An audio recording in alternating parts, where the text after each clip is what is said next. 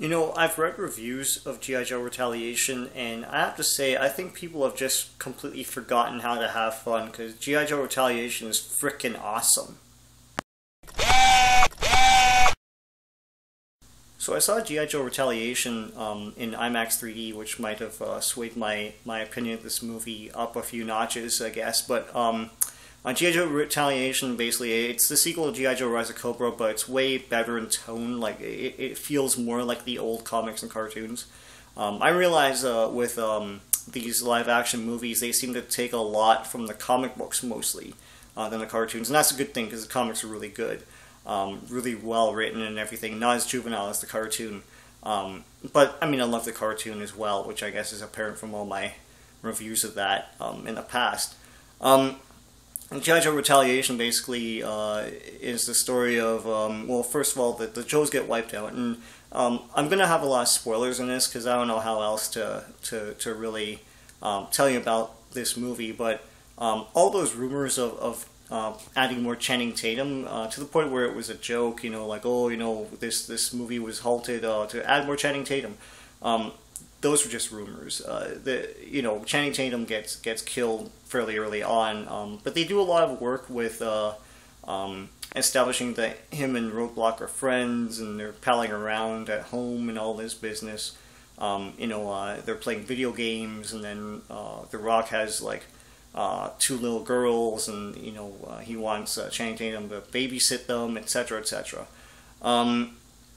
And that was pretty cool, and you lose a lot when Channing Tatum dies. On the one hand, you know, it makes the death mean something, I guess, but on the other hand, the movie itself loses a lot when, you know, The Rock loses his friend that he can't bounce jokes off of and kibitz. He doesn't kibitz or joke around at all after that anymore. And, I mean, I know he's all down because his whole team is wiped out, but... And that's the other thing, too. A lot of the Joes from the last movie don't even show up, so I don't know what happens to them, if they're retired or something like that. Anyway, Zartan from the first movie is still the president of the United States, and he does a lot of cool stuff.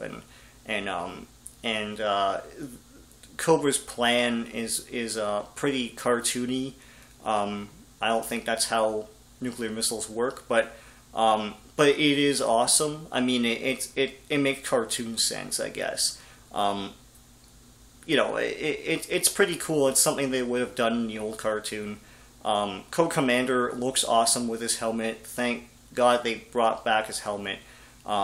His voice isn't the screechy voice, but I like this new voice. It's kind of scary. It's this deep sort of voice, and whenever he talks, it's sort of like a blast. Like he doesn't you know, talk like in slow monotone. It's just everything's just it feels like rage.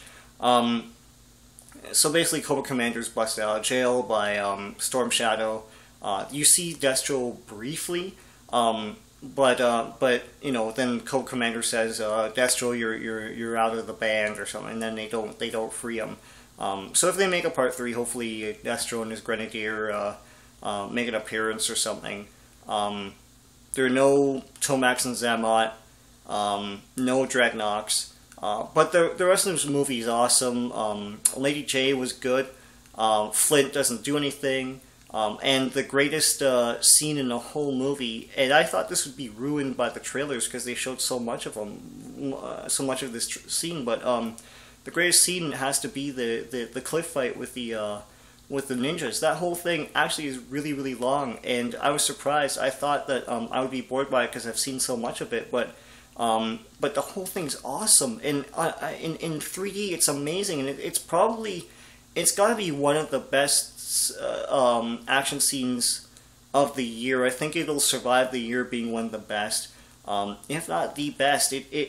And honestly, I think it's worth the price of admission because it's long and it's great. It's thrilling. It's well shot. No shaky cam. Lots of inventive gags in it. I thought it was really cool. It's the best damn part of the whole movie.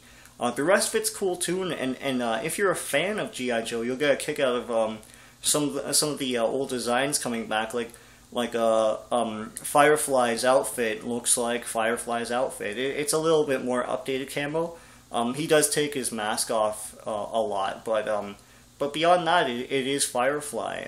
And Cobra Commander looks like Cobra Commander. He's awesome. So I thought this movie was a really great, fun action movie.